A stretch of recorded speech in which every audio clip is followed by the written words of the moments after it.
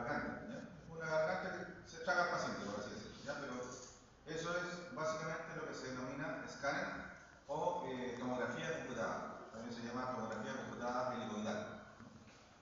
Hay muchas generaciones de tomógrafos. Desde el año 1973 hasta la fecha han aparecido 5 generaciones ya, y más, por así decirlo. Y la última tecnología a la que se aplica se llama helicoidal, multicorte. Entonces, ¿por qué multicorte? Porque en una sola vuelta el tubo rayo X gira alrededor del paciente. Cuando se creó esto, en una sola vuelta hacía un corte. Y cuando se creó, hacía el corte, un corte de 1 centímetro prácticamente. Y por lo tanto, el cerebro, cuando se creó el escáner, hacía 14 o 15 cortes y se acababa avanzando, y esos 14 o 15 cortes los hacía en una hora. ¿Ya? Y hoy en día el paciente ingresa, en 10 segundos tiene 150 cortes. Hasta eso evolucionaba el día de la tecnología. ¿Ya? En 10 segundos, hace 150 cortes. Bueno, este es el término helicoidal. El paciente está en el centro de este estudio, y en la cual ustedes ven un círculo que es donde el tubo de rayos X gira alrededor del paciente. Gira y el paciente avanza de forma continua. El tubo gira por su eje y el paciente avanzando dentro de ese eje. ¿Ya? Eso se llama tomografía axial computada helicoidal. ¿Ya? Helicoidal. Entonces, tenemos... la historia no nos interesa mucho, pero en realidad del 67 que empezó la fabricación del escáner, y el 71 72 salió el primer escáner a la venta, por así decirlo, para hacer exámenes médicos en clínica. ¿Ya? La persona que se inventó el escáner se sacó un premio Nobel de medicina en el año 1979, sí, 79. Vamos a darnos cuenta. Bueno, existen generaciones de tomógrafos que lo vamos a hacer por alto, que son más que nada para la parte técnica, pero si uno se da cuenta, de generación en generación, los tiempos se fueron bajando, ¿ya? Hasta tener exámenes muy rápidos, ¿ya? Hasta llegar a los equipos de quinta generación, que son los tomógrafos helicoidales. Por aquí le hablo del primera, segunda, tercera y cuarto cuando no es el caso. Llegamos ahora a lo actual, que se llaman tomógrafos de quinta generación y son helicoidales. ¿Ya? Ahí ustedes ven que el paciente va ingresando a un gantry, y en la cual la camilla va avanzando de forma continua y el tubo rayo está girando alrededor a través en esta zona que no se ve. ¿Ya? El tubo está dentro de esta coraza y hay un conjunto de detectores en la forma contraria al tubo. ¿Ya? Entonces, funcionamiento, ahí está el paciente, ahí está el tubo de rayos X por aquí de forma general, con un gráfico, y ahí están los detectores. ¿Ya? Acá se forma un solo detector. Ese detector obviamente emite, igual como cuando yo les invité a ver las imágenes digitales en la radiografía, es radiación que regresa al paciente, ¿no es cierto? Llega un detector que es un elemento fluorescente, se enciende luz, esa energía eléctrica es convertida en energía, o sea, esa energía lumínica es convertida en energía eléctrica, y esa energía eléctrica se transforma en un sistema binario que llega a un computador. Ese computador digitaliza las imágenes y las recibe una pantalla o una consola. Entonces los componentes del taxon, acá tenemos el gantry, ahí está el tubo rayos X, está acá, y acá están los detectores. En realidad, distintamente, el tubo puede estar acá al lado y los detectores del lado contrario. O sea, esto gira, puede estar en cualquier momento el tubo acá en el tubo que estaba abajo y los detectores acá.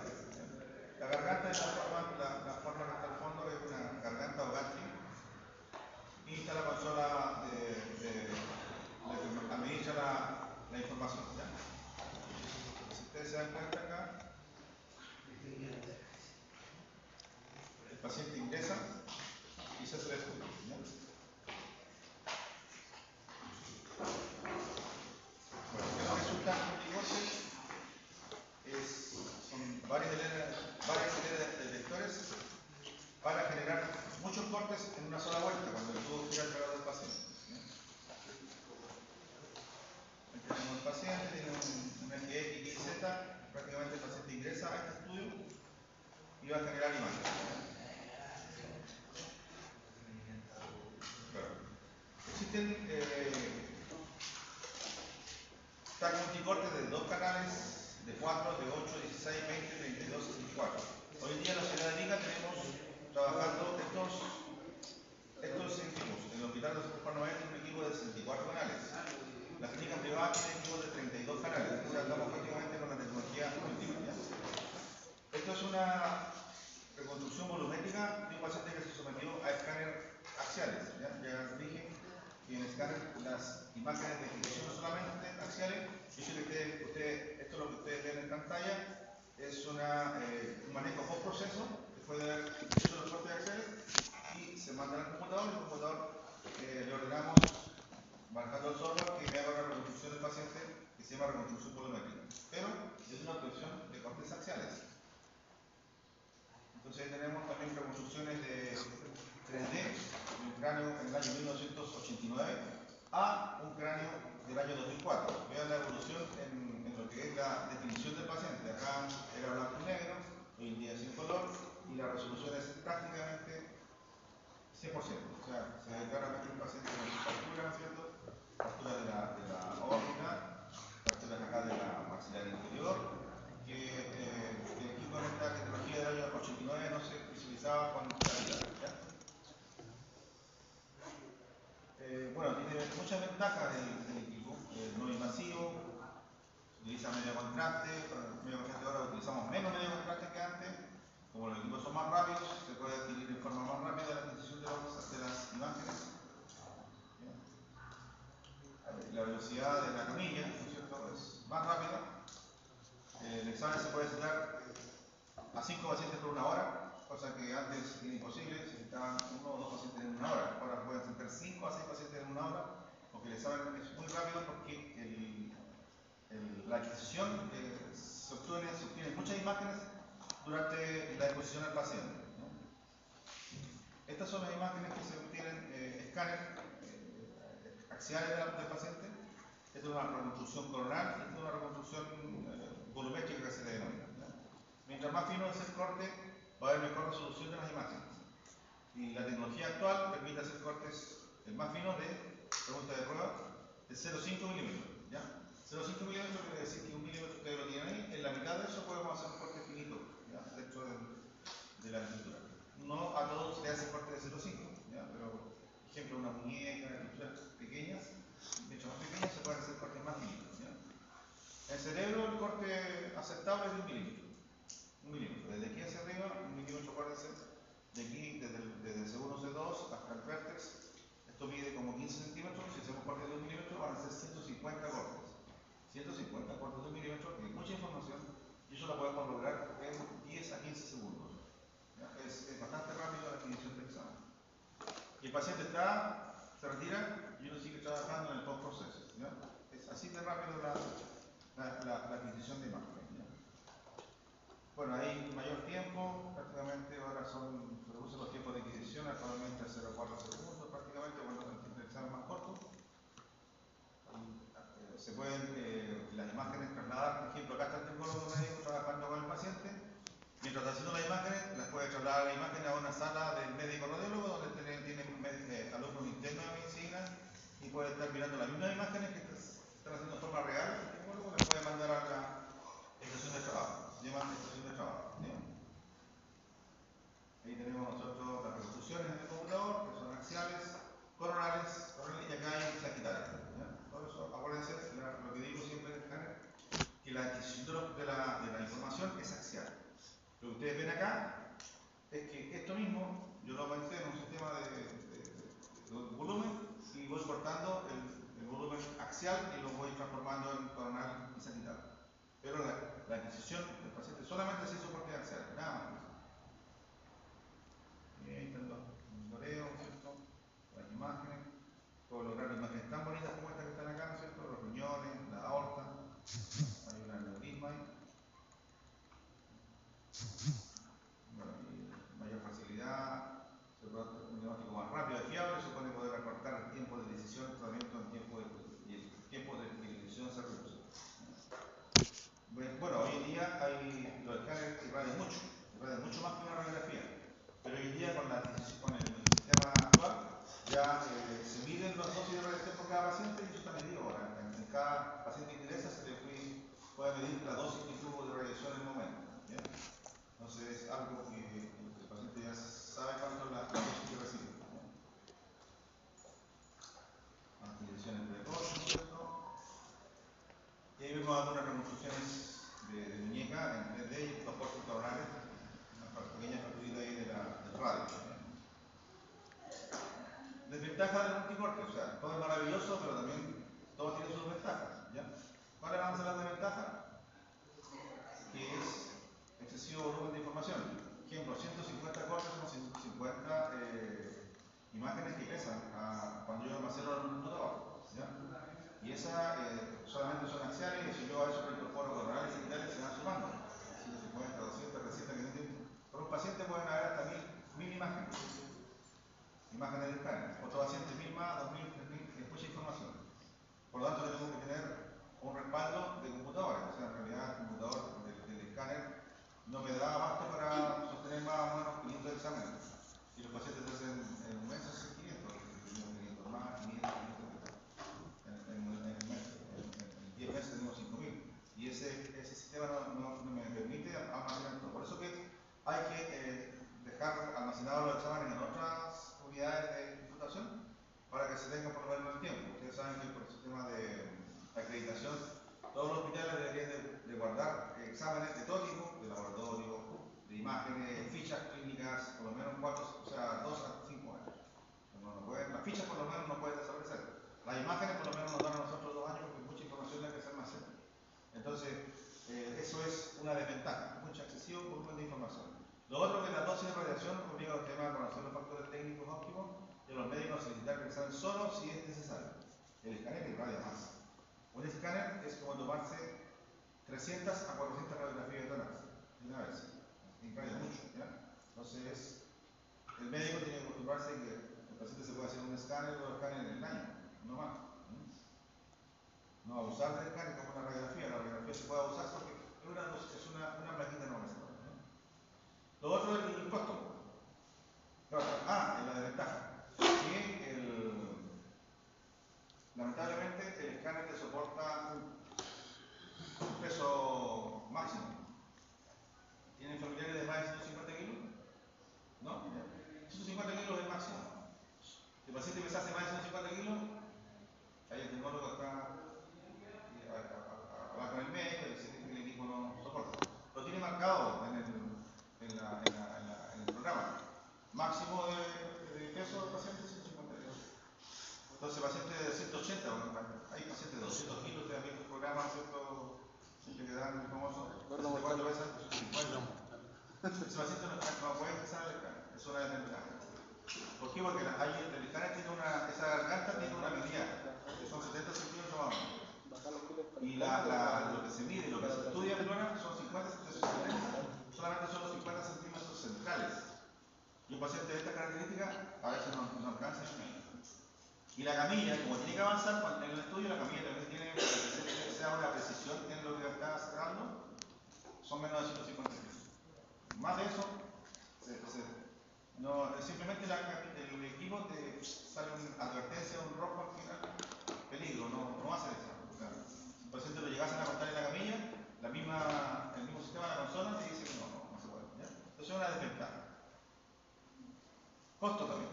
Es un mayor costo. El escáner hoy en día vale sobre 100.000 pesos. Es bastante caro. Mucho más caro que la resonancia, pero son costos más efectivos.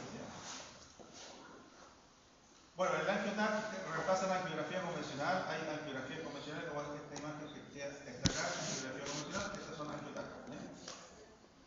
Y la angiografía convencional, por si acaso alumno, es un proceso que se hace en una sala, en un pabellón quirúrgico. Y el paciente se prepara, se hospitaliza para hacer una angiografía convencional. Pero cuando yo hago un angioTAC, lo hago en forma ambulatoria. Y lo hago pinchando una vena, ni siquiera una arteria. Las aplicaciones son en todo sentido. Se usa el cuerpo completo, ¿ya? Cerebro, cuello, columna, abdomen, tórax, extremidades. Esa es la aplicación total y se pueden hacer angiografías también. Para el estudio cardíaco también se utiliza la angioTAC de coronaria, ¿ya? Y tenemos un corazón con las coronarias que están contrastadas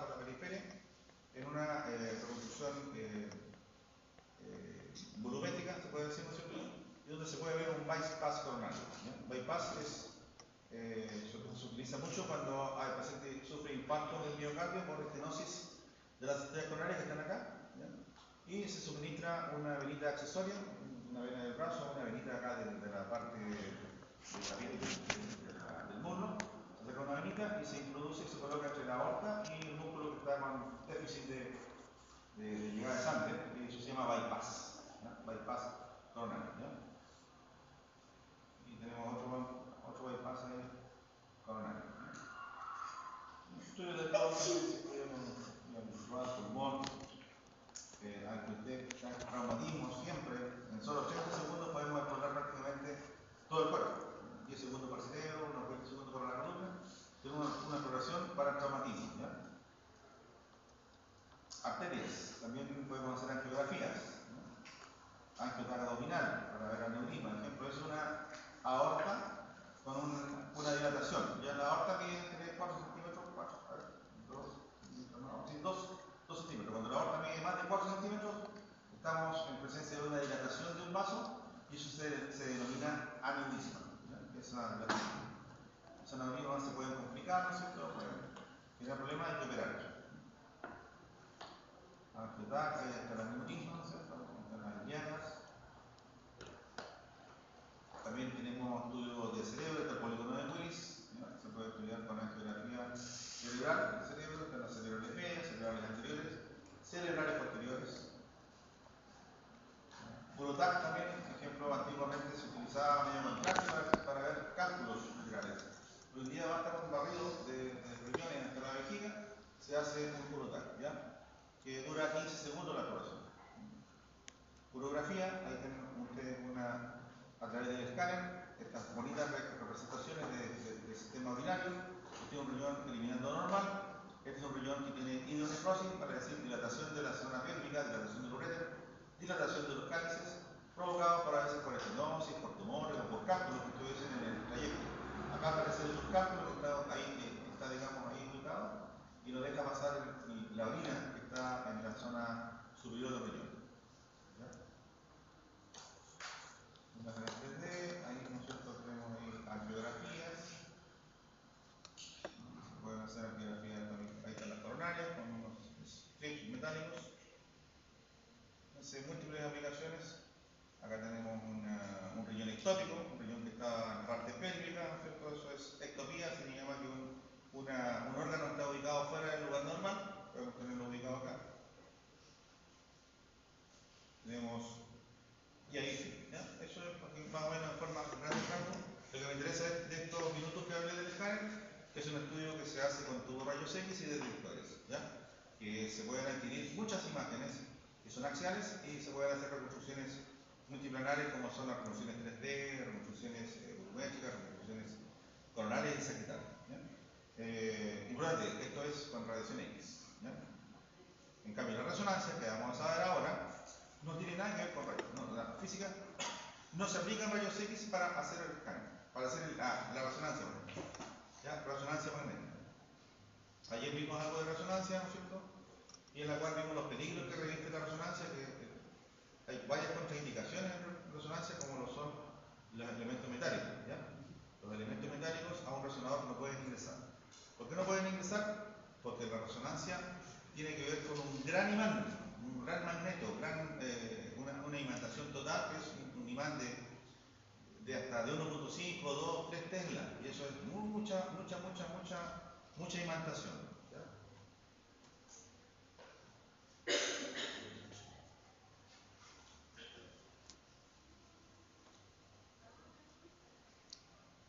Entonces, vimos ayer esto, vamos a dedicarnos hoy día un poquito a lo que es la formación de la imagen. En el escáner eran rayos X. Acá son, simplemente, bueno, ahí tenemos nosotros las imágenes que son parecidas al escáner, pero después van a ver que son completamente distintas, ¿ya?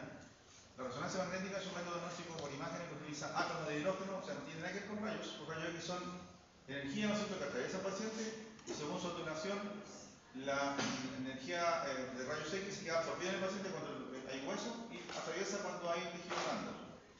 Acá en resonancia, nada que ver con eso. Acá ocupa del paciente los átomos de hidrógeno que tiene el paciente. Sabemos todos que nosotros estamos constituidos prácticamente en unos 70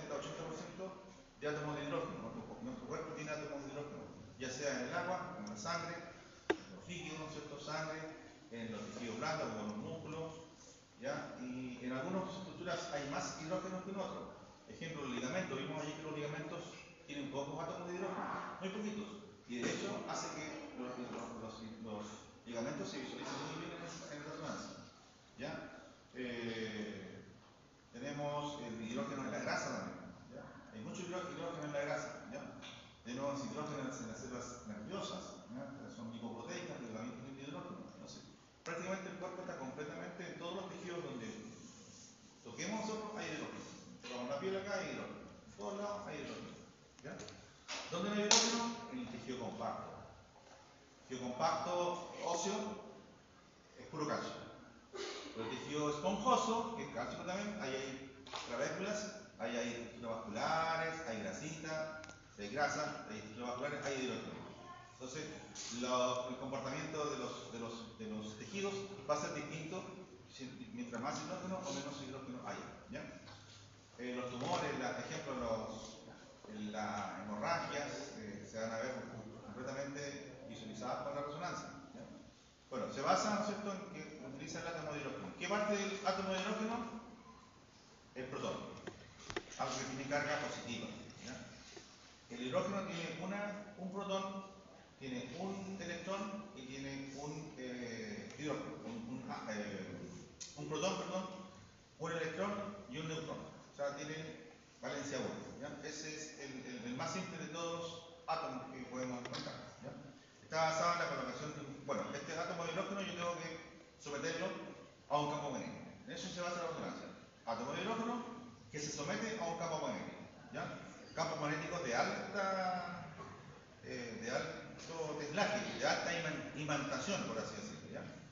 Y luego de someterlo a un campo magnético, se aplican también a unas antenas que se llaman de radiofrecuencia, que se llaman antenas de radio. ¿Ya? Dije ayer que se llaman antenas de radio porque esta onda electromagnética que se trabaja está en el rango de las ondas de radio. ¿Ya?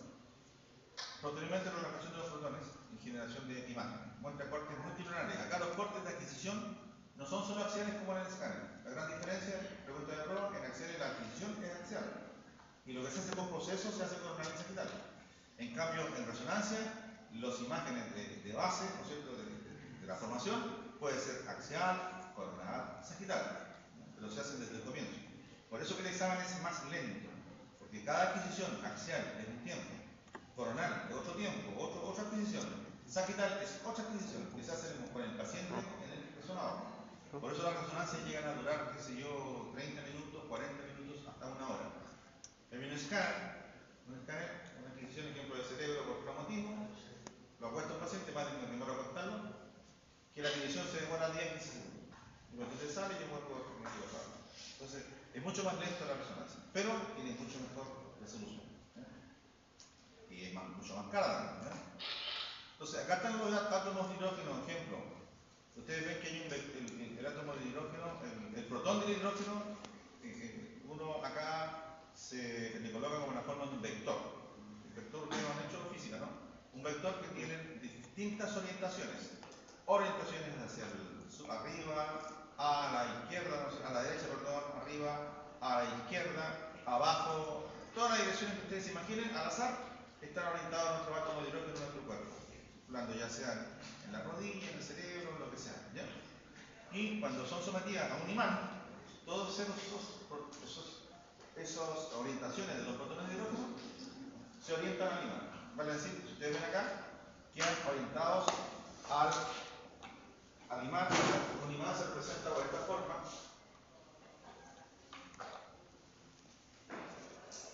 ¿Ya? Esa es la forma del imán. Este es el norte y este es sur. Y todos los átomos de hidrógeno quedan orientados en esta forma. ¿Ya? Siendo que afuera eran para allá, eran para acá abajo, para acá. Pero cuando el paciente ingresa al resonador, a esta maquinita grande, ingresa a la rodilla, ejemplo, o ingresa al cerebro y todos los protones de hidrógeno quedan en un solo lugar. ¿Ya? Ese sería este. ¿Ya? Y eso pasa, el paciente no lo siente, ningún paciente ha relatado, los átomos de hidrógeno van a decir, bueno, no pasa nada, no se siente, tampoco causa daño, no hay hasta ahora estudiados daños provocados por exámenes de resonancia magnética. ¿Ya?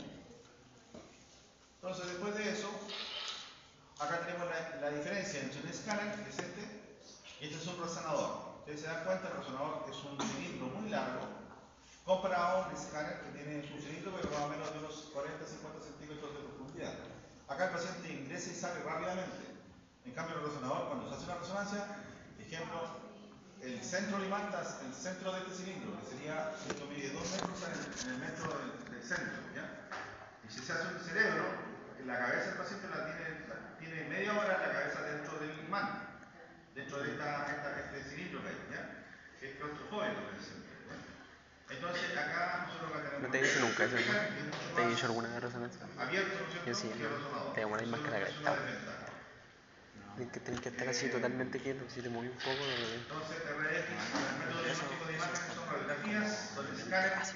Me hicieron en la pierna, me hicieron la pierna, tiene que estar quieto. Lo último se llama resonancia magnética funcional. Tuve como media hora. Y también tenemos los diagnósticos por imágenes que se llaman medicina nuclear, que se llama cámara-cámara. También acá nos faltó poner acá en enunciar el como método diagnóstico por imagen. Imágenes. Bueno, se puede estudiar el sistema nervioso central, el sistema nervioso periférico, el neuroanatomía. En TC, estas las grandes diferencias entre TC y REM. Los cortes de obtención en TC solamente son axiales. Y lo que uno ve después con análisis y tal, ya dije que uno trabaja. Creo que TC, tomografía computarizada y RM, resonancia magnética. Multiplanales, para decir axiales. Tomografía computarizada, resonancia magnética. Bueno, la ventaja de TC es que es mucho más rápido. Ejemplo, un paciente politraumatizado yo no lo puedo ingresar al resonador. Imagínense resonancia, hacer una resonancia cerebro, una resonancia con una cervical, resonancia con una dorsal, no termino nunca. Media hora, son 3 horas, 2 horas y media. El paciente politraumatizado necesita asistencia rápida. Entonces, para estudios de traumatismo, tengo que hacer un escáner. El escáner me da, ¿no es cierto?, la resolución para ver fracturas, lesiones graves, basta el escáner. Bueno, el menos sensible al movimiento. Bueno, también es menos sensible al movimiento. El resonador, el problema es que si el paciente se mueve, la imagen queda borrosa. O sea, si la secuencia dura 20 minutos y se movió el paciente en el minuto 1, 2, 3, está todo mal. Se desecha todo y se lo armamos todo. Y empezar de cero. ¿Ya? Esto pasa eso. Bueno, lo mejor de la resonancia es que tiene mejor diferenciación de estructura anatómica. Yo les digo, para lesiones de partes blandas como las hernias no volcosas, como el ligamento cruzado, mejor estudio siempre va a ser la resonancia. Luego nos preguntaban dos pruebas. Contraste en TC. Bueno, se trabaja con contrastes endovenosos en TC también, que son yodados, que son para mejorar, ¿no es cierto?, la resolución de los tejidos blandos. Pueden haber reacciones adversas que son infrecuentes en todo caso, pero sí lo que se llama nefrotoxicidad por la nefrotoxicidad que se produce al yodo, ¿ya?, en el paciente. Permite una mejor diferenciación de las estructuras normales y patológicas con realce de estructuras vasculares. El contraste en el escáner se utiliza, ejemplo, para infecciones y también para tumores. Cuando hay tumores, ustedes saben que tumores son una multiplicación de células, ¿ya? Y si hay más células, vamos a tener que tener más vascularización. Y si hay más vascularización, cuando se inyecta contraste, ese tejido enfermo que está con cáncer, con un tumor, capta contraste. Y eso es la importancia del contraste endovenoso en TAC. Tejidos malignos van a captar contraste. Entonces, las indicaciones del contraste entre C y RM son tumores, infección, como les dije, inflamación también. ¿Ya? A veces en resonancia, desmineralización, los infartos y las hemorragias se utilizan también medio contraste, ¿ya? Malformaciones vasculares en TC también. Entonces, siempre los radiocontrantes están referidos a esto, lo que yo vuelvo a repetir, a tumores y infecciones. Bueno, cuando hay una enfermedad que es bien particular, que ustedes van a trabajar con ella, que se llama esclerosis múltiple. Perdón, se llama desmielinización. Esclerosis múltiple. Desmielinización es que la mielina desaparece de nuestro sistema nervioso y eso es irreversible. Y el paciente va cada vez irreversible, perdiendo capacidades motrices y psicomotoras. Para eso se necesita medio contraste.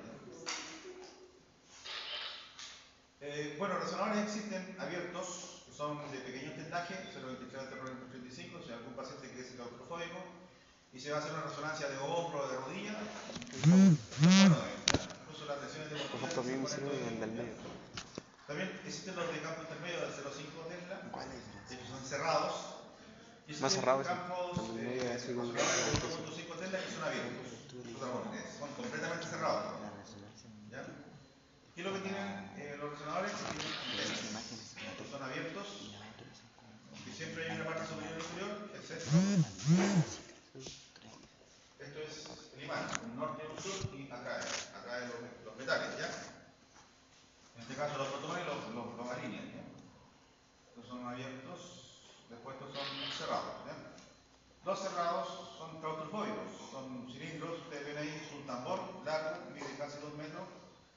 imán en general no es todo, sino que está en el centro de este cilindro. ¿Ya?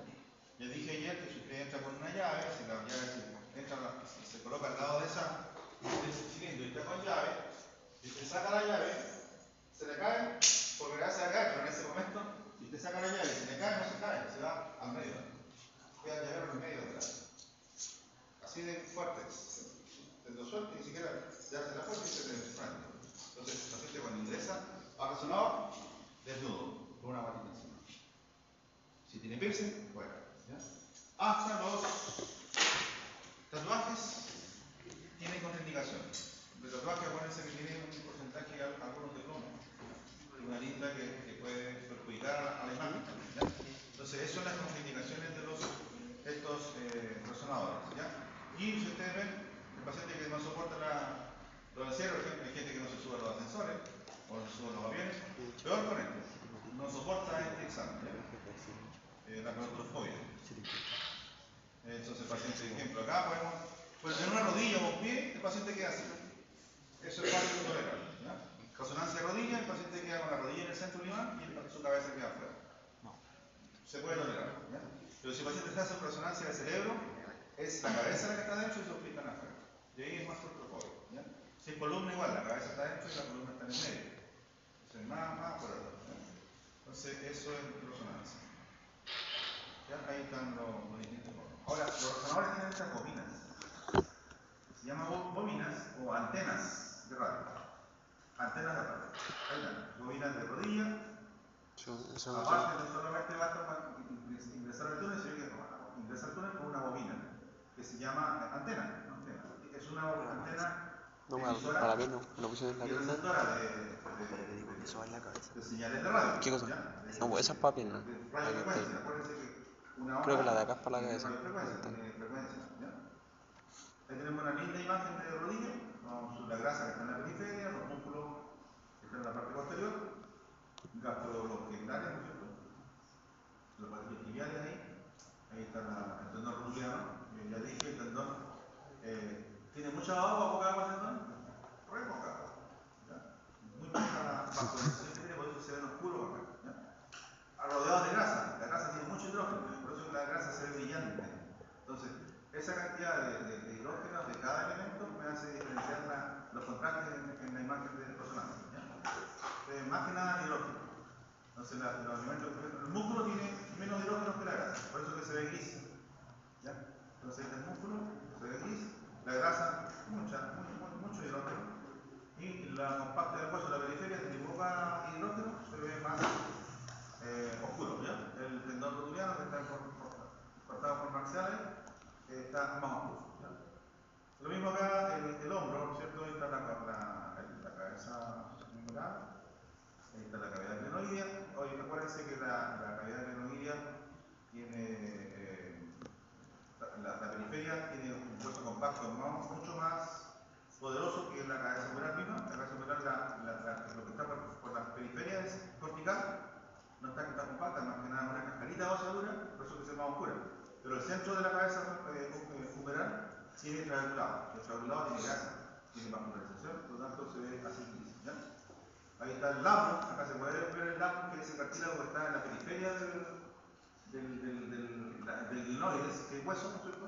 En la periferia, eso que es el cartílago, eso es el labrum. Cosa que en una radiografía o una escala que no veo el labrum. ¿Dónde veo el labrum? Solamente en resonancia. Ahí está la corredera bicipital. ¿Cómo se llama ese tendón que está ahí? En el centro. Corredera bicipital. ¿Cómo se llama Tendón. Corredera bicipital. Bíceps. Ya, bíceps. Ese es, bíceps. Bueno, esa es una bobina para hombro. Entonces tenemos incorporado un conjunto de bobinas que también hacen ser más claustrofóbico a la vez. Ahí tenemos la bobina para cráneo, que es como un casco de jugador de fútbol, ¿no es cierto?, de americano, que también el paciente tiene que colocar su cabeza dentro de esa bobina. Y aparte de ese casco, meterlo en el cilindro. Entonces hace sumar la claustrofobia al paciente. ¿Ya? Pero las imágenes son muy lindas. Esta es una imagen de columna. Ustedes ven los psoas ilíacos, músculo, grasa, que tiene mucho hidrógeno, por eso se ve más hiperintensa ahí, la grasa que está debajo de la piel, Los músculos paravertebrales que se ven, ¿no es cierto?, más grises, es porque tienen menos hidrógeno, y se ven unas líneas blanquitas que son aponeurosis, ¿ya?, que también tienen espacio en grasa, por eso que se ven así blanquitos. Ven acá un conducto blanquito, eso es líquido. ¿Ya? ¿Qué sería ese líquido? Líquido cefalorraquídeo en el saco dural. Y en el escáner, cuando veíamos saco dural, veíamos una mancha gris, no se podía ver ni dura madre, que es en la periferia, ¿no es cierto? El líquido cefalorraquídeo menos, se veía solamente gris, y acá en resonancia podemos ver detalles como el saco dural, que es la periferia, y esos puntitos negritos que son parte de la cola de caballo, cortados en forma axial. Todos estos filitos así están cortados así, de esta forma. Los filetes que corresponden a las colas de caballo. Ahí vemos los agujeros de conjunción derecho y izquierdo, y alcanzamos a ver también un nervio, una raíz nerviosa. A los lados están los riñones. Entonces, la resonancia en sí entrega mucho más detalle para tejidos blandos. No así de hueso, el hueso está, se observa el cuerpo arterial ahí, ¿no? Entonces, mucho más detalle para ver lesiones como las hernias, lesiones como en la rodilla, para ver lesiones de meniscos, y lesiones como los ligamentos cruzados, que vimos ayer, ligamentos cruzados normales, ¿no? Las contraindicaciones para la resonancia, ¿cuáles son? Se le pregunta antes de ingresar al paciente si ha sido operado. El paciente dice sí o sí operado, ¿qué tiene? ¿Le pusieron, tiene marcapasos? Sí, no, lamentablemente no le podemos hacer eso. Es una contraindicación como bioseguridad para proteger al paciente. Porque si el paciente ingresa con un marcapasos al resonador, puede alterar la pila, o puede también tratar de que los electrodos, que son metálicos, tratar de atraerse al imán, ¿ya? Eso podría generar serias consecuencias en el paciente. También los clips cerebrales, que son clips metálicos que se colocan a veces en el cerebro para algún tipo de operación, excepto los clips de titanio. Hoy en día la ciencia médica ha tratado de hacer todos los elementos metálicos, estos que llamamos nosotros elementos de osteosíntesis, de titanio. Ha logrado hacer muchos de titanio. Ejemplo, los de rodillas ya son de titanio. Paciente que algunos de ustedes, ninguno ha operado de ligamento cruzado, ¿no? El año pasado había un estudiante que operaba de ligamento cruzado. Lo que se coloca en el ligamento cruzado, en la operación, tornillos de titanio. Entonces, el paciente, cuando se va a hacer un control, llega al centro médico y le dice: ¿sí operado? Sí, pero estoy operado con tornillos de titanio. El paciente que está operado con tornillos de titanio ingresa al resonador. Solamente ellos, ¿ya? En muñeca también hay una plaquita que se colocan hoy en día en coles. Tiene una plaquita en T, que tiene varios tornillos, también son de titanio. Y así se han ido incorporando más estructura de titanio para que el paciente pueda ingresar al resonador. Por si la indicación relativa, cuando hay esquilas, el paciente puede o no hacerse. Depende, si la esquila es muy grande, no entras. Si la esquila es pequeñita, una radiografía se ve el tamaño de una esquila. Si una radiografía, tiene una esquila que mide 3 milímetros, no, hagámoslo, se hace. Y usted me dice que si le duele el examen, me dice, nosotros estamos comunicados con el paciente con una despedida o con un micrófono. Y me dice, sabe que no aguanto. Dice, ¿no? Pero eso es relativo, ¿no? Municiones de arma de fuego, yo mencioné ayer municiones como las balas de escopeta, balines de escopeta son múltiples, son metálicas pequeñitas, que son múltiples, mucho. Eso también puede que el paciente lo tolere o no lo tolere, ¿no? Eso dependiendo del paciente. Cuando son pequeñas, entonces, estructura metálica, se puede conocer el examen, es una contraindicación relativa, y eso se controla durante el examen. Bioseguridad, las tijeras. Nunca deben ser tijeras. Un llavero tampoco. Las tarjetas magnéticas, estas bancarias, si bien es cierto, no van a quedar atraídas en el magneto, pueden no funcionar después de salir de la sala. Se ingresa con la tarjeta magnética se echó a perder. Después tiene que ir al banco a recuperar, a cambiar todas las tarjetas, a la caja SMR, RIPE, donde tenga tarjetas, se echan todas, se mueren. Entonces no ingresa. No le pasa nada al resonador, pero a su documento sí le pasa, ¿ya? Sillas de ruedas, tubos de oxígeno, esto es lo más grave, tubos de oxígeno. Una silla de ruedas yo la puedo desarmar y la puedo sacar de mi mano, ¿ya? Pero un tubo de oxígeno no lo puedo romper. Bombas de infusión, por eso hay tubos de oxígeno de aluminio. El de aluminio puede ingresar. Bombas de infusión, son verdaderos misiles capaces de generar daño, o sea, los portazuelos metálicos no pueden ingresar.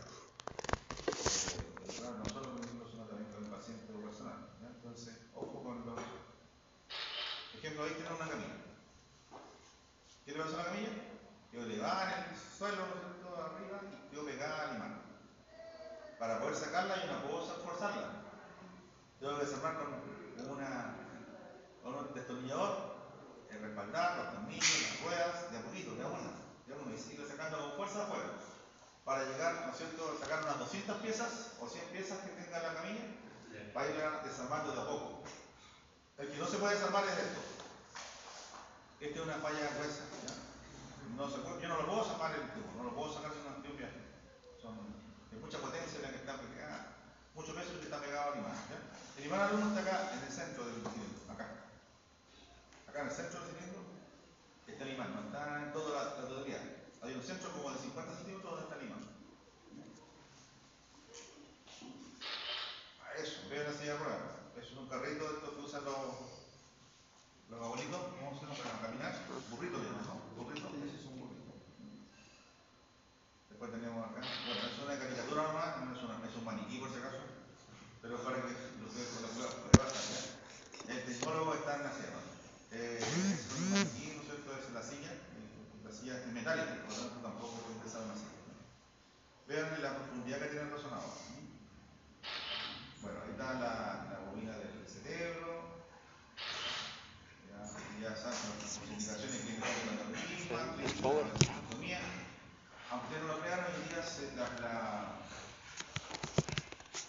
la vesícula biliar es una operación que se hace actualmente, sobre todo en Chile.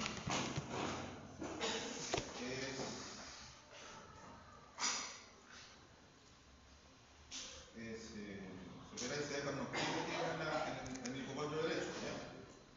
Esos clips también pueden alterar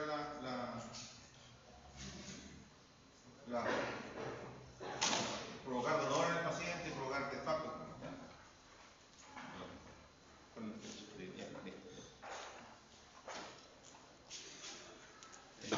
Clip de colecistotomía se refiere a la operación, colecistotomía se refiere a la operación de vesícula, ¿ya? Extraer la vesícula, se llama colecistotomía. Prótesis metálica como la de cadera, como todas las prótesis que vimos nosotros en las primeras laboratorios o talleres, ¿ya? Placas de craneotomía, a veces se coloca placa, a veces no, cuando no se coloca, puede hacer resonancia, pero si se colocan placas, no se puede. ¿Ya? STEM, coronario, clarotín, tampoco se puede hacer. Los implantes cocleares, implantes de audífonos que son directamente implantes en la parte ósea, tampoco se pueden hacer. Las resonancias tienen como secuencias, 3 secuencias típicas. Ustedes cuando le llegue el paciente a su consulta, tienen una secuencia de 1, de 2 y un flare. Vamos a ver las de 1, de 2, la diferencia entre ellas. Y tienen que ver una diferencia que son de contrastes. Contrastes donde el líquido se ve blanco, no, otro el líquido se ve negro. ¿Ya? Entonces, en resonancia tenemos de 1, de 2 flare. Esto es una sigla de fluid, inverso recovery, fluid, inverso recovery, eso es una sigla. Entonces, el agua en T2 se ve blanca, a veces se ve esa flechita de arriba, se dice hiperintensa se dice blanca. Cuando la flechita hacia abajo es hipointenso. ¿Ya? Los edemas se ven igual que el agua. El edema parece que es una acumulación, es una hinchazón, por lo tanto es acumulación de líquido inflamatorio alrededor de la lesión, se ve igual que el agua, igual que el líquido cefalorraquídeo. De 1 bajo intensidad, ¿no es cierto? Y de 2 alta intensidad. La sustancia gris siempre se va a ver gris, es un contraste intermedio. La sustancia blanca se ve blanca en T1, se ve negra en T2. Y así el calcio nunca. El calcio debería ser siempre bajo, porque si hay solamente calcio en T1, T2 o FRED, nunca va a pegar señal porque no tiene hidrógeno, ¿ya? Pero hay parte del hueso que tiene calcio, que tiene hidrógeno. Esa parte se va a ver con un poquito de aumento de la intensidad. ¿Ya? Pero nunca debería verse con intensidad. La grasa siempre es hiperintensa, tiene mucho hidrógeno, igual que el agua. La grasa se ve en todas las frecuencias hiperintensa. Ahí tenemos T1.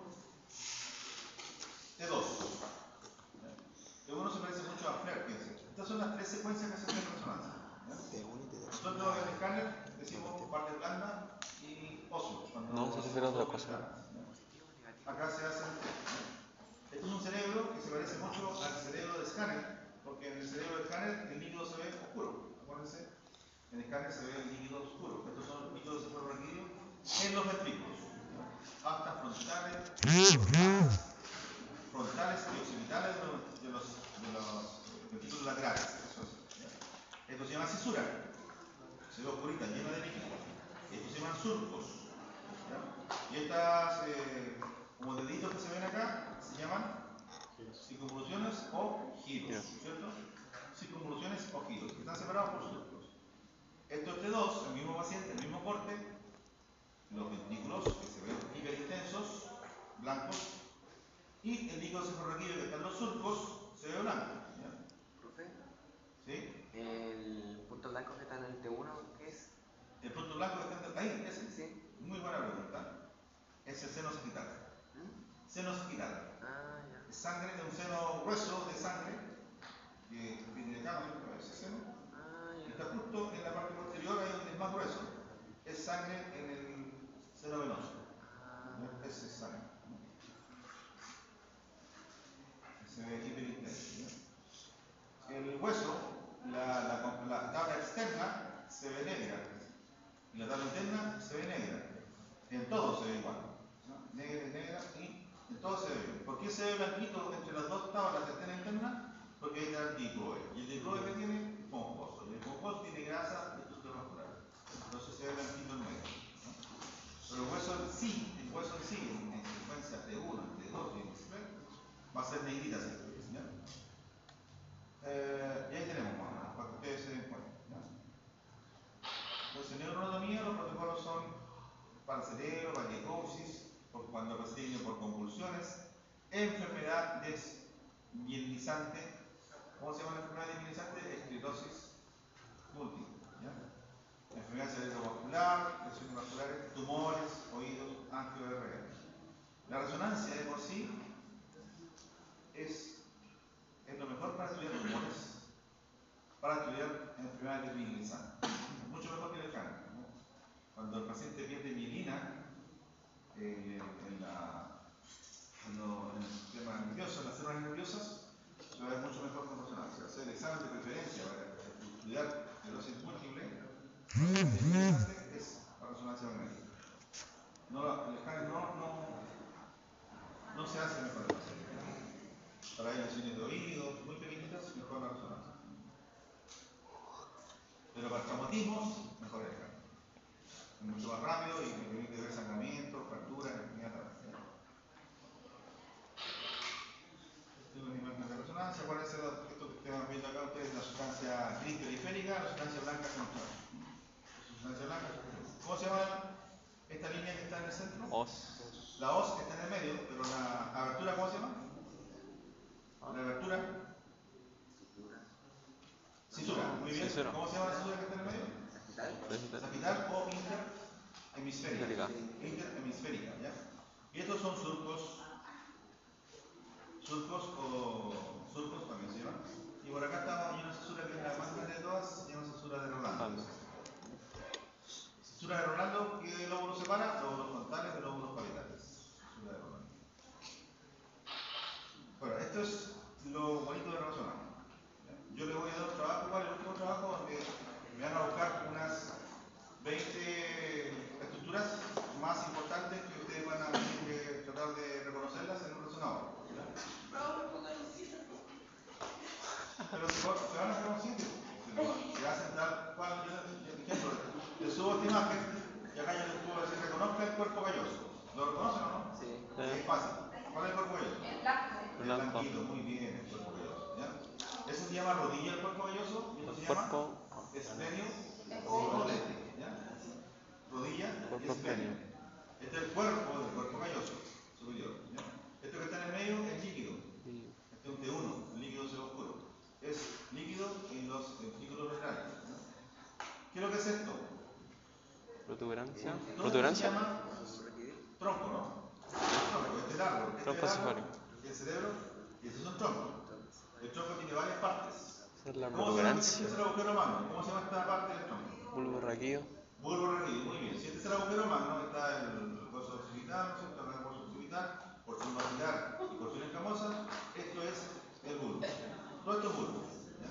¿Cómo se llama esto? Protuberancia. ¿Protuberancia o puente? Sí. Muy bien. Protuberancia o puente. ¿Cómo se llama esto? Mesencéfalos. Pedúnculo cerebral. Acá tenemos Cuarto otra ventrículo. pregunta. Esto se llama giros o Circunvoluciones. surcos, ¿no es cierto? Otra pregunta. A ver, acá, este hueso. Hay una zona que nunca da señal en el cuerpo humano.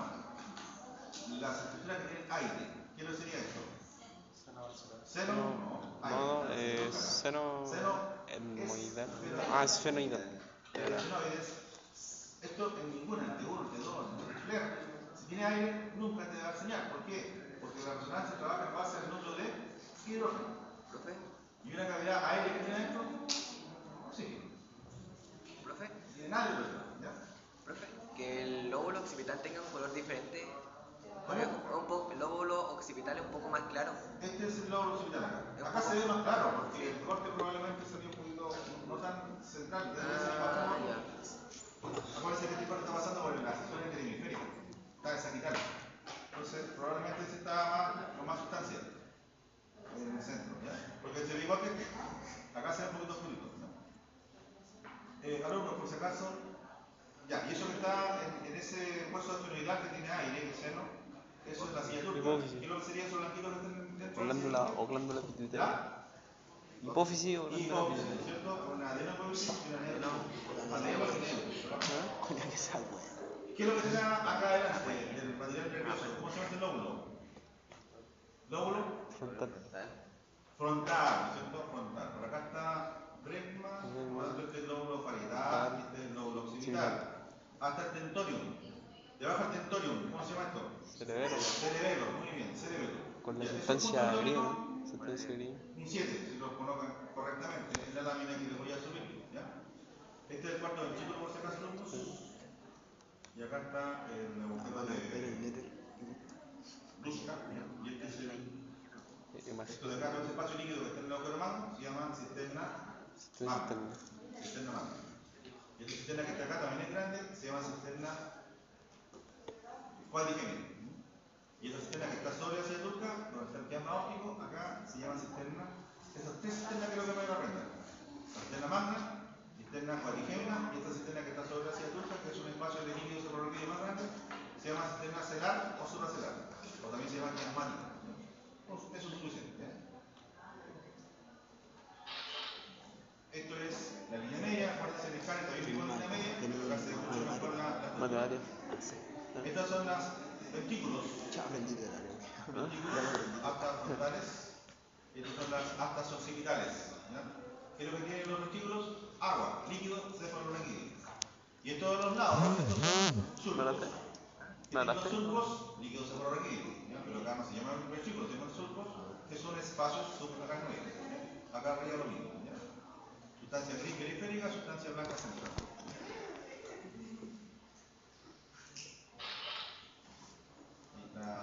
Los cortes que se hacen coronales paralelos a la parte anterior del cuarto ventrículo. El hipocampo. Este es un corte a nivel de la silla turca. O sea, un estudio de silla turca donde está mostrando los cortes coronales de la silla turca. Esto es la silla, es el piso de la silla turca y debajo del piso de la silla turca aire. El aire siempre se va a ver en resonancia negro, porque lo manda señal. Y lo que está arriba es la hipófisis. Sería todo esto que está acá. Quiero puro que se lo dan nota, en física tampoco me tenían la nota, weón. Y arriba vemos el quiasma óptico, que se ve arriba, ¿no es cierto? Parece, digamos, que hace una T con esto que se llama ¿Qué cosa? tallo oficial.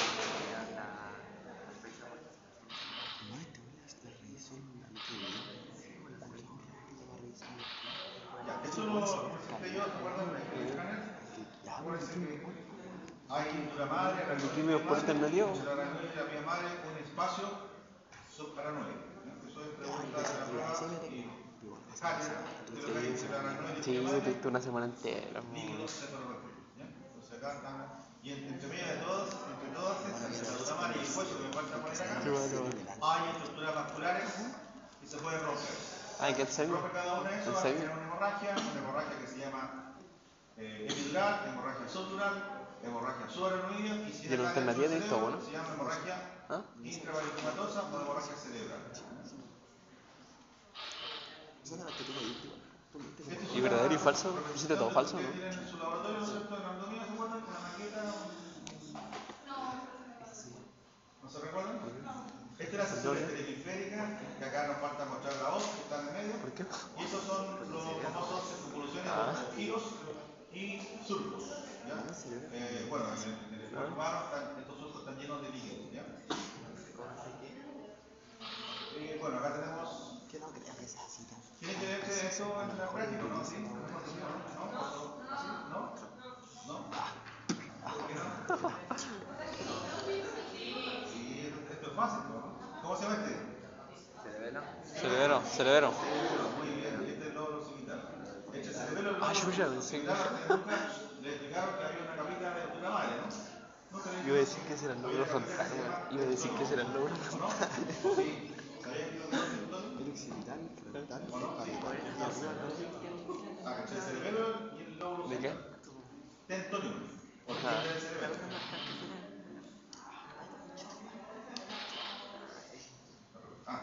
Esta es la parte más superior del cerebro. Bueno, ahí vemos mucho mejor los espacios subaracnoideos llenos de líquido y los giros del cerebro. ¿Ya?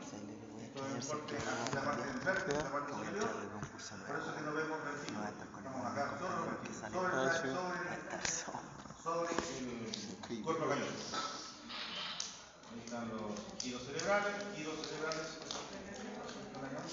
o circunvoluciones. Esto es el cuarto ventrículo, T2, perdón, y esto es T1. La diferencia que hay entre T2 y T1, esta es una representación de un corte en cadáver. Tenemos el cerebelo, el cuarto ventrículo, protuberancia anular. Esto es una posición. Bueno, se ve igualito a los fantomas, T2. Que se ve igualito a los fantomas que teníamos en la diferencia que el líquido acá lo veo blanco. La imagen de arriba sí. Y acá en T1 lo veo oscuro. ¿Ya? Son potenciaciones que el paciente le va a llegar con esas imágenes. ¿Ya? T1, T2. Lo mismo, T1, T2. Entonces, T2, esto es T1. ¿Y este qué sería? T1, T2. Estos son sagitarios los dos. Este es T2 y este es T1. ¿Y este qué es lo que sería? Es un coronal T. ¿Qué es eso, hermano? T1, Este es T1, T2. T2, ¿qué es? El líquido se ve blanco. Este es T1, el líquido se ve oscuro. Este es T2. ¿Por qué? Porque el líquido se ve blanco. Estos son los ventrículos. Esta es la cisterna magna. T1, T2, ¿qué significa eso? Porque está como... Este también es un T2. El cuarto ventrículo de T2. Ahí tenemos corte de resonancia. Se ve muy bien. Pregunta, ¿qué es lo que es esto? La órbita, es todo esto. ¿Qué es lo que escuchamos ahí? Globo ocular. El ojo, el globo ocular. El globo ocular que se ve acá es líquido como un acuoso, se ve oscuro, por lo tanto es un T1. La grasa que se ve atrás es grasa, eso es T1, se ve igual que el T2, que se ve siempre blanca. Entonces, aquí tenemos la protuberancia. Protuberancia. Entonces, líquido cefalorraquídeo, ¿dónde está? En ventrículos. Fue literalmente casi lo mismo, solamente que en el práctico agregó la cuestión de en los espacios subaracnoideos, que son los espacios No, más no, o grandes. sea, fue sorpresa, o sea, como que dijo, voy a mostrar un ejemplo de práctica. Así lo grabé por si acaso y después el práctico fue lo mismo casi. Sagital, que es SS, y la suprapermeal, que es más pequeñita. Entonces, todos los ventrículos y los espacios subaracnoideos tienen en su interior líquido cefalorraquídeo, pero no es lo mismo un ventrículo a un espacio subaracnoideo. En los ventrículos se forma líquido, en los espacios circula el líquido. Ahí están los ventrículos, vistos en forma tridimensional. ¿Cuál ¿Cuál es la forma? ¿Ya? Esta es en forma lateral y esto es en axial. Estas son las astas frontales. Nunca les menciono yo las astas medias, que son las que están en los temporales, porque en un paciente adulto joven no se ven. Es un espacio virtual. Cuando se ven en los adultos mayores. Entonces, por eso nunca les hablé de las astas medias de los ventrículos laterales que están al interior de los lóbulos temporales.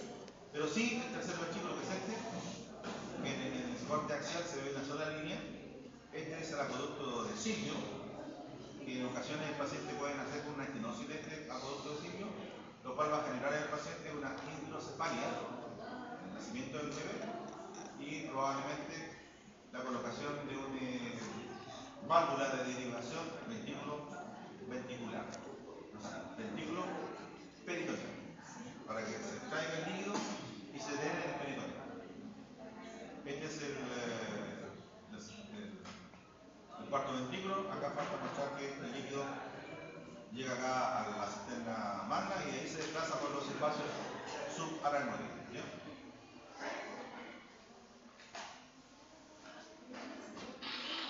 Entonces tenemos el acueducto de Silvio. Ahí está. Este es el acueducto de Silvio que en ocasiones puede estar estenosado. Es un fino conducto más o menos de 2 milímetros, por lo cual donde el líquido pasa del tercer ventrículo al cuarto. ¿Ya?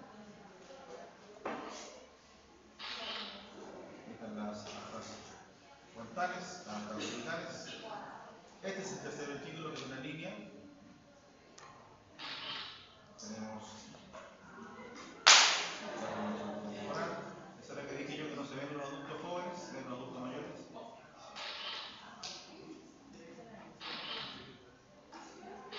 Ya. Ahí por lo menos con eso es suficiente para ustedes, pero vamos a ver. Profe, ¿Sí? ¿cuándo vamos a hacer el práctico? ¿Ah? ¿Cuándo qué? ¿Cuándo es el práctico? El práctico es el día 15 días más, ¿a cuánto de día? 24. 15 días. El 24, ¿no? Profe, ¿qué pasa? Esta es la tarea que le he dado. Estudian las tareas solamente. Las tareas que les digo, los trabajos, esa estructura anatómica que les mandé yo a reconocer, esa es ¿Y va a ser un práctico formativo? Sí, como ¿Sí? la próxima semana. ¿La próxima semana? En el laboratorio. ¿Ya? Próximo. Les voy a dar, acuérdense, van a recibir la tarea esta de los avance y Profe, ¿aún no ha enviado la tarea de su casa al trabajo? No, porque mañana me toca otro laboratorio. Pues sí, mañana puedo mandarla. ¿Ya? 24 práctico para el grupo A y el horario del grupo. A los que le toca el lunes, el miércoles. ¿Se acuerdan de un partner? Sí. Olfatorio, óptico, motor ocular común, atlético trigémino, motor ocular externo, facial, vestíbulo corneal, glosofaringeo, neumogástrico vago, asesión respiratoria. Esa más me la sé, boludo. Si tenéis que hablar,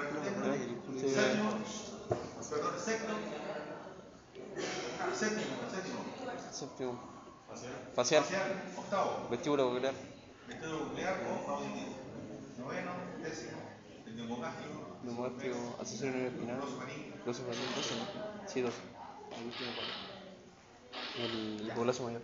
Acá, alumnos. Esto también se lo voy a mandar a hacer de tarea. Este es un esquema. Este lo vuelvo el primer par, que es el olfatorio. Sí, son 2. Y acá está el quiasma, donde sale el segundo par, que es el óptico. En esta zona, de la base del cráneo, específicamente en la cisterna que está acá con líquido, que se llama cisterna cerebral, tenemos la presencia de la ubicación del polígono de Willis, que también ustedes lo van a revisar. Y a este esquema le van a poner el nombre de cada una de las estructuras. Acá adelante del polígono de Willis tenemos las cerebrales hemisféricas, que son la cerebral anterior, derecha e izquierda. Tenemos una comunicante anterior que está ahí. Tenemos la carótida interna, que llega a ambos lados de la silla turca. Y va, desde ella sale, ¿no es cierto?, una cerebral media.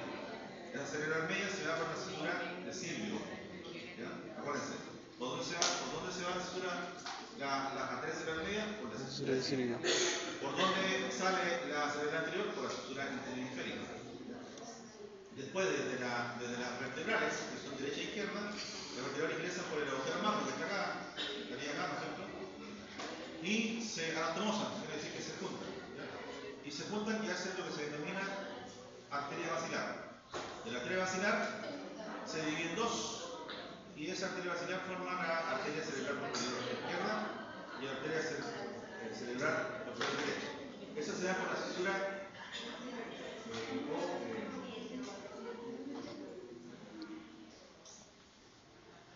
prepontina, póntico, la cisterna póntica, ¿ya? Prepontina derecha e izquierda, ¿ya? Por ahí salen las arterias cerebrales posteriores. Entonces, eso tiene que ya tenerlo clarito, ¿ya? Cuando le ponemos nombre a cada una estructura, yo le voy a decir, le voy a dar al lado de la lámina los nombres que tienen que ingresar, ¿ya? Acá está en resonancia, en una vista coronal, ¿ya? La rama de la basilar con las cerebrales posteriores, ¿ya? Eso es la arteria basilar y las arterias cerebrales posteriores. Una vista coronal, parece una Y, ¿cierto? Es eso. Y estas que están acá, que son de la cerebral, del tronco basilar, esas que están ahí al lado, estas son las cerebrosas. Para decir, las arterias cerebrosas, ¿de dónde salen? Del tronco basilar. Todas las arterias que llegan al cerebelo salen del tronco basilar.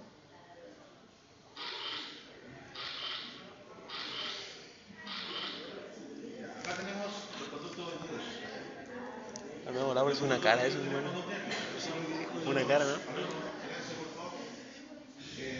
El único examen donde es posible mirar, ver, visualizar nervios, el único examen donde podemos visualizar los nervios es en resonancia. En el escáner yo no puedo visualizar nervios, solamente conductos. Por ejemplo, el conducto interno lo visualizo en el escáner, pero no puedo visualizar nervios. Por ejemplo, acá yo, el conducto auditivo interno, que es este que está acá, que está en el piñasco, yo puedo visualizar el sexto par y el octavo par, para decir, perdón, el séptimo y el octavo, eso es el nervio facial y el nervio vestibular. ¿Ya? Entonces, yo puedo, ser posible, con una técnica de resonancia, que es corte fino, poder diferenciar los nervios craniales. Todos los nervios, en general. Cosa que en el escáner no es posible visualizar. Lesiones, entonces, de nervios, para un estudio diagnóstico por imágenes, resonancia magnética.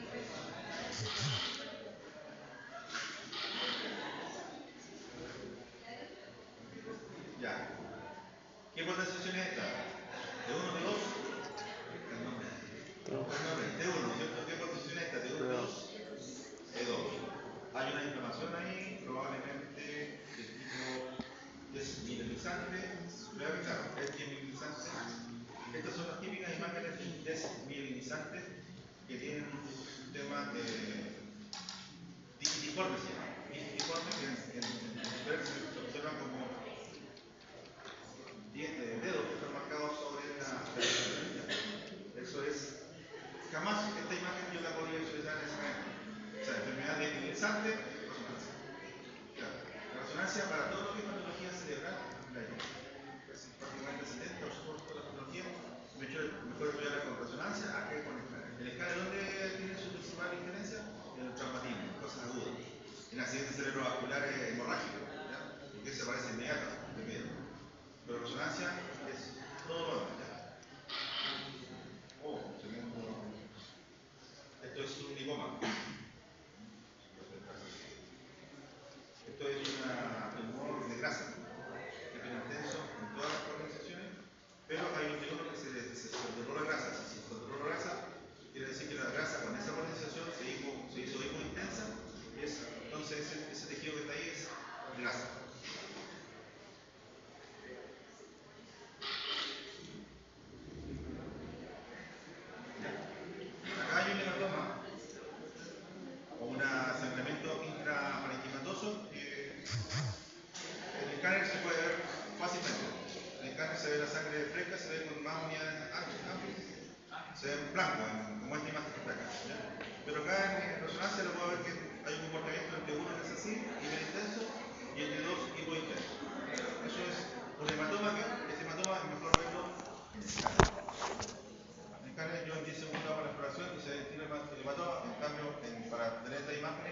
paciente yo lo tuve en el resonador como 25 días. Mucho tiempo.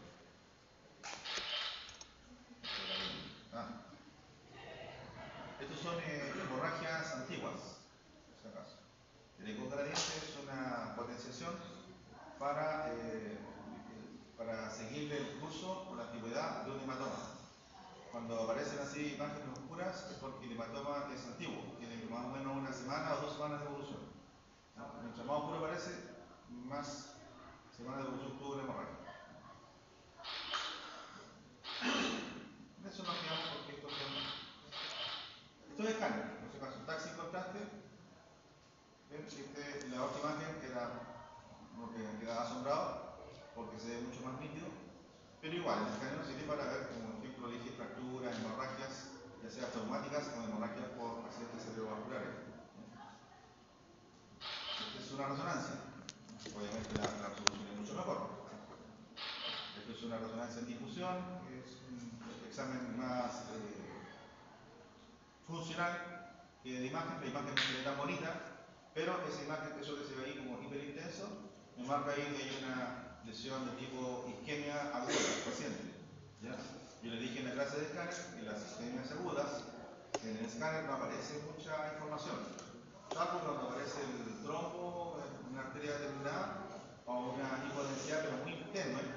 En cambio, ese paciente que tiene 2 horas de evolución, 3 horas de evolución, lo somete a una resonancia, al resonador, y vamos a obtener esta imagen, ¿ya?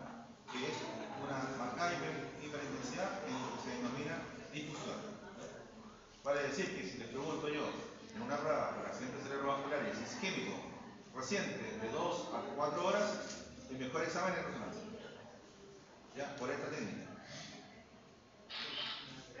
¿Sí? ¿Podrías entrar con las pruebas para revisarlas? La voy a revisar la próxima semana. Para hacer una, ¿cómo se dice? Retroalimentación para la última prueba que es la primera semana de julio, ¿no? El 2 de julio.